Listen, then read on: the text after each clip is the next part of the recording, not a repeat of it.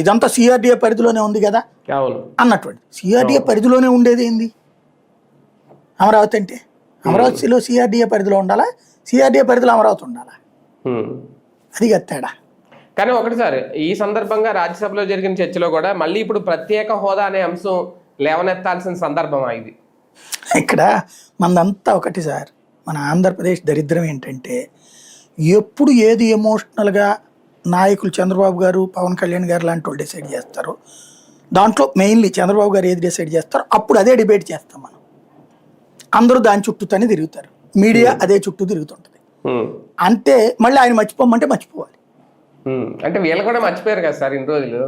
అదే అది చెయ్యరు అంటున్నా, మీరు దాన్ని డౌన్ ప్లే చేసేస్తారు. వీళ్ళు రైట్ చేయడంగా జగన్ తన 5 ఏళ్ళు ఆ మాట ఎత్తుతూనే ఉన్నాడు. అప్పుడు తెలుగుదేశం ఎత్తలేదే హోదా గురించి. కొన్ని ఎన్నికల ముందు హామీలో పెట్టారా? లేదు. 19 ఎన్నికల్లో పవన్ కళ్యాణ్ ఇచ్చిన హామీ ఏంటి? హోదానేగా. అంతకుముందు పాచిపోయిన లడ్డూలు అన్నోడే కదా. నాకు అధికారం ఇస్తే హోదా అన్నాడు, మరి తెచ్చాడా? జగన్మోహన్ రెడ్డి తెచ్చాడా 19 అధికారంలోకి వచ్చినోడు?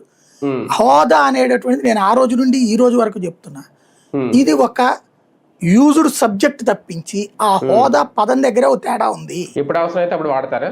హోదా వేరు, స్పెషల్ స్టేటస్ విత్ సబ్సిడీస్ వేరు. మనం సబ్సిడీలు ఆల్రెడీ తీసుకున్నాం వెనుకబడిన జిల్లాలకి. అట్లాగే హోదా అనేది వీళ్ళు